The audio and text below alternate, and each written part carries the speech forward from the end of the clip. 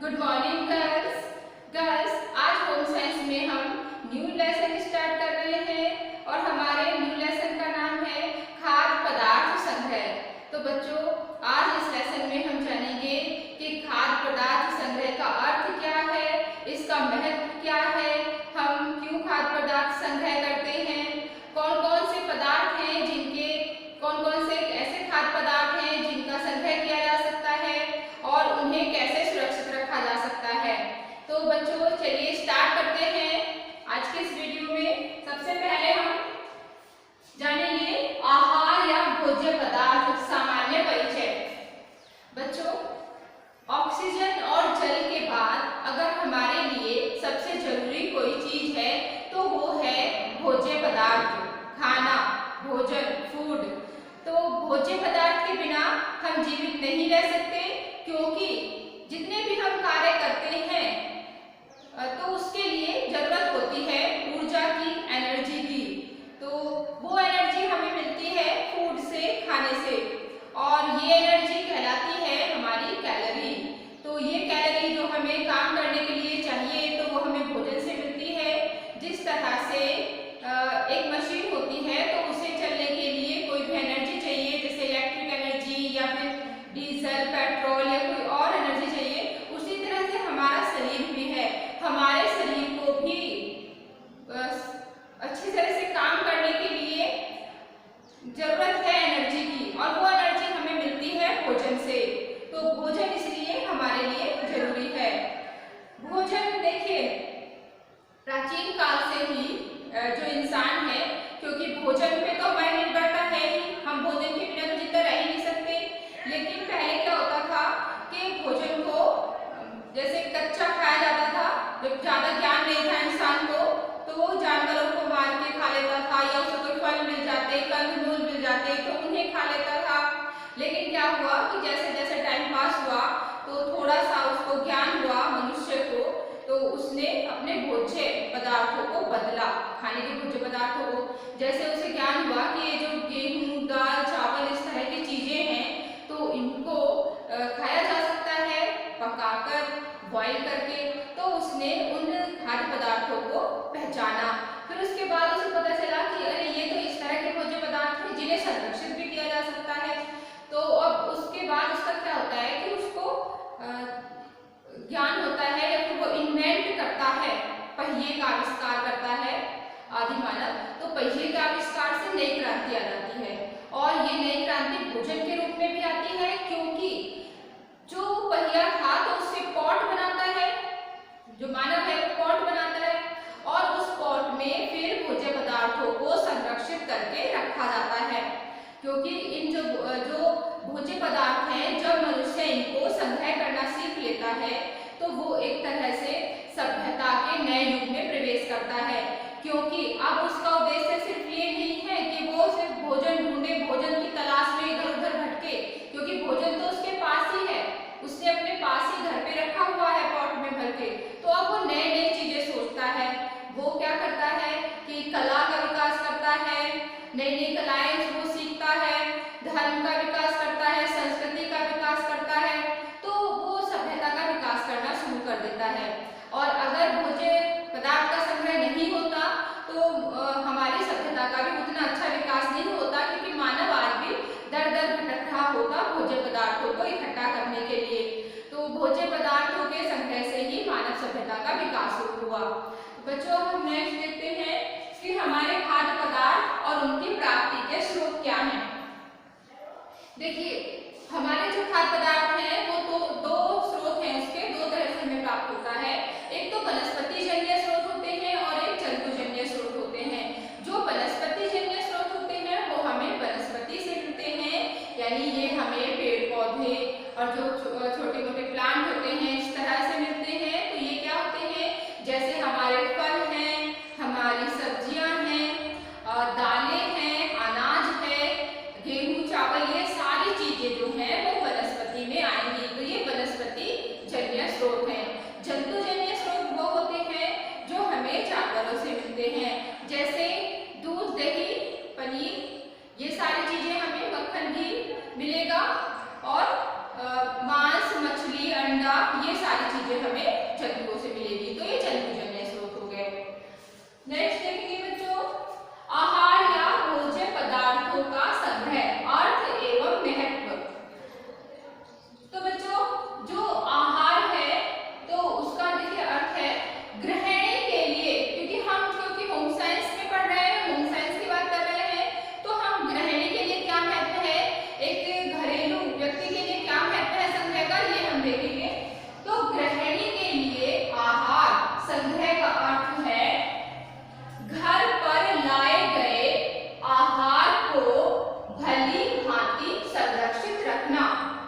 यानी आहार संग्रह का अर्थ क्या हुआ?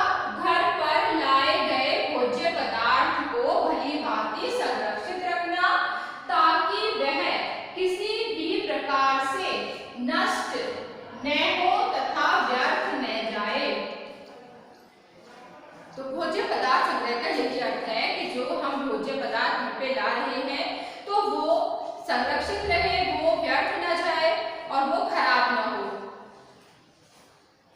आहार संग्रह के लिए भोज्य पदार्थों का वर्गीकरण, तो 3 प्रकार के से कर सकते हैं हम इसका वर्गीकरण आहार संग्रह के लिए। एक तो ऐसे भोज्य पदार्थ होते हैं जो जल्दी से नाश हो जाता है, जिन्हें पेरिशेबल फूड कहते हैं। तो ये होते हैं नाश होने वाले भोज्य पदार्थ, पेरिशेबल फूड। तो बहुत जल्दी नाश हो जाता है, जैसे हमारा जो फल है, सब्जियां हैं, दूध, दही, ये सारी चीजें बहुत जल्दी खराब हो जाती हैं। 1-2 दिन में ही ये खराब हो जाती है। दूध तो अगर गर्मियां हैं तो 4-5 घंटे में खराब हो जाएगा। फल सब्जियां भी अधिकतर बहुत जल्दी खराब हो जाते हैं। दूसरे होते हैं अर्धनाशवान भोज्य पदार्थ, सेमी पेरिशेबल फूड। ये ऐसे भोज्य पदार्थ हैं जो कुछ दिन चलते हैं, जैसे 10-15 दिन तक इनको हम रख सकते हैं। ये जल्दी से नाश नहीं होते, खराब नहीं होते। इसमें जैसे आता है प्याज, आलू, लहसुन, काशीफल और आता है जो हमारी होती है शकरकंद। तो ये सारी चीजें हैं जो काफी दिन तक चल जाती हैं, थोड़ा लंबे समय तक जल्दी से नाश नहीं होती। एक होती है अनाशवान भोज्य पदार्थ, नॉन पेरिशेबल फूड।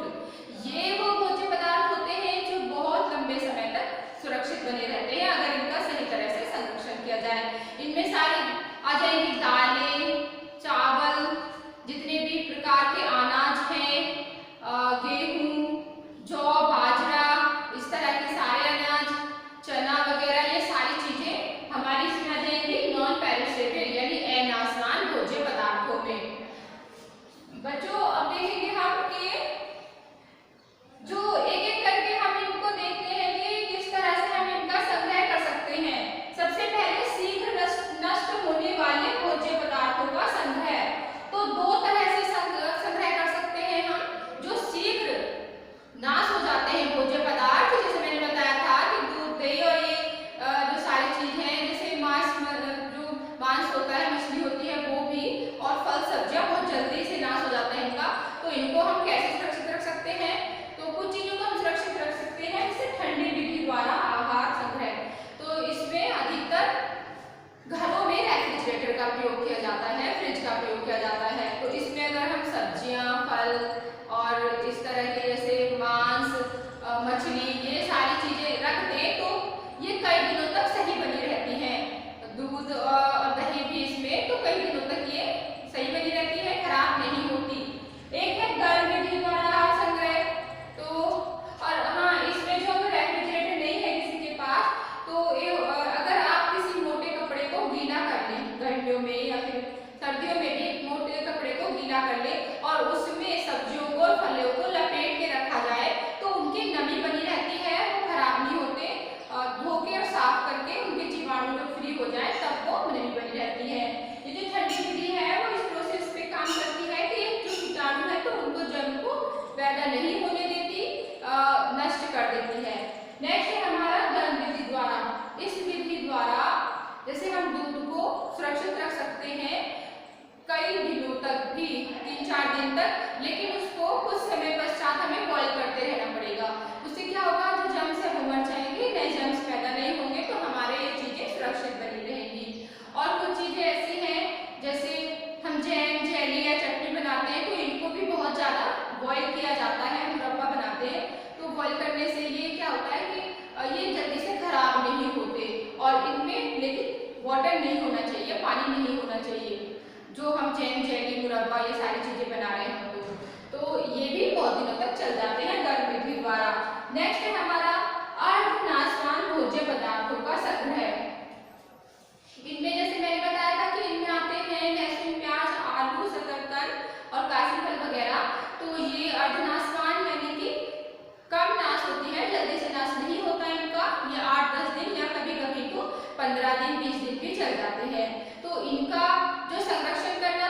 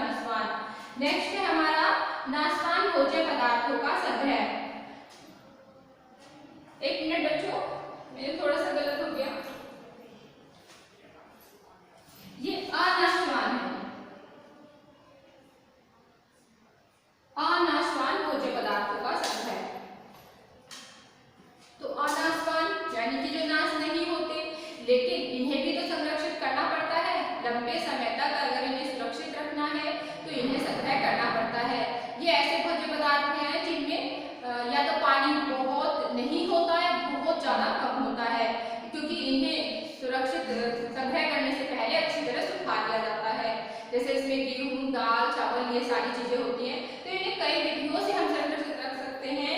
जैसे पहला है भोज्य सामग्री का सुरक्षित पात्रों में संग्रह। तो हमारे दाल चावल गेहूं जितने भी चीजें हैं तो उन्हें ऐसे पात्रों में रखा जाए जिसमें एक तो वो सुरक्षित रहे, उनमें कोई भी जैसे इंसेक्ट होते हैं छोटे जीव जंतु से ये ना पहुंच पाए, उनमें नमी ना जाने पाए। तो अधिकतर ये ऐसा जो टीन की टंकियां होती हैं उनमें ये चीजों को रखा जाए तो बहुत सुरक्षित रहते हैं। या फिर इसमें नमी भी नहीं जानी चाहिए और हवा भी नहीं जानी चाहिए, तब ये ज्यादा सुरक्षित रहते हैं। और या इनके जो बड़े बड़े डब्बे या बॉक्स ऐसे होते हैं जिनको एयर टाइट बंद कर देते हैं तो उनमें भी ये बहुत सुरक्षित रहते हैं। तो इनको ऐसे हम संग्रह कर सकते हैं। और बीच बीच में इनको क्या करना चाहिए, तेज धूप में हमें सुखाना चाहिए। तो उससे भी अगर इनमें कोई भी इंसेक्ट आए हैं छोटे मोटे जीव जंतु तो उनसे वो नष्ट हो जाएंगे और फिर से सुरक्षित हो जाएंगे। तो इस तरह से रखा जा सकता है। नेक्स्ट है कीटनाशक दवाइयों का इस्तेमाल। ज्यादा लंबे समय तक इनको सुरक्षित रखने के लिए कीटनाशक दवाइयों का इस्तेमाल किया जाता है। वैसे मेरी सलाह में तो कीटनाशक दवाइयों का इस्तेमाल कम करना चाहिए, फिर भी अगर बहुत जरूरी है तो करना चाहिए। तो इसमें बेंजीन हेक्साक्लोराइड, पायरेथरम या मैलिथियोन करके कुछ दवाइयाँ आती हैं जिनमें इन्हें रख देते हैं तो कीड़े मकोड़े और ये चूहे वगैरह वहाँ नहीं आते और ये सुरक्षित रहते हैं और कोई भी इंसेक्ट इनको खराब नहीं करते। नेक्स्ट है हमारा अन्य रसायनों का इस्तेमाल। कुछ रसायन भी होते हैं जिनके इस्तेमाल से जो खाद्य पदार्थ हैं जो अनाजमान यानी नॉन पेरिशेबल फूड हैं तो वो खराब नहीं होते। तो उनमें जैसे होता है ethylene dibromide, ethylene dichloride, carbon tetrachloride. और इसके अतिरिक्त जैसे नीम के पत्ते हैं, हल्दी की गांठ है या फिर नमक के ढेले हैं तो इनके द्वारा भी हम सुरक्षित रख सकते हैं इनको। और जो बेरिक एसिड आता है उनके द्वारा भी। तो हमें या तो फिर बच्चों ऐसे चीजों से संरक्षित करना चाहिए जो हमारे लिए हानिकारक नहीं हो, जैसे नीम के पत्ते, हल्दी की गांठ या नमक के ढेले हैं तो उनसे तो कोई नुकसान है नहीं। और ये रासायनिक और जो बेंजीन है, ये सारी चीजें ऐसी हैं अगर इनका आप भोज्य पदार्थ में रख दो तो फिर उनको अगर उपयोग करें तो अच्छी तरह धुल लें। और जैसे गेहूं में रखा तो उनको अच्छी तरह फिर धुल लेंगे, फिर उसे धूप में सुखाएंगे, तब हमें उसका आटा बनाना चाहिए। वरना तो इनमें भी थोड़ा बहुत केमिकल्स या फिर ये जो रासायनिक पदार्थ हैं जिनसे इंसेक्ट नहीं आ रहे थे ये हमें हानि पहुंचा सकते हैं। और कोशिश करनी चाहिए कि अगर हम बीच बीच में धूप में सुखाते रहे तो भी हमारे सुरक्षित रहेंगे और अगर इन्हें हम सुरक्षित पात्र में रखें तो बहुत अच्छा है। तो बच्चों ये हमारी सारी आज की इसमें वीडियो में रहा कि किस तरह से हम भोज्य पदार्थों को अपने संरक्षित रख सकते हैं। तो आई होप ये वीडियो आपको अच्छी लगी होगी और आप इससे काफी कुछ सीखे होंगे। तो घर में भी आप अपनी हेल्प कर सकते हैं अपने घर पे। इस तरह की चीजें आप बताएंगे तो आपके फैमिली को भी अच्छा लगेगा कि हाँ हमारे बच्चों को इतनी नॉलेज है घर के कामों की भी। तो बच्चों ये वीडियो आपको कैसी लगी तो आप मुझे जरूर बताना।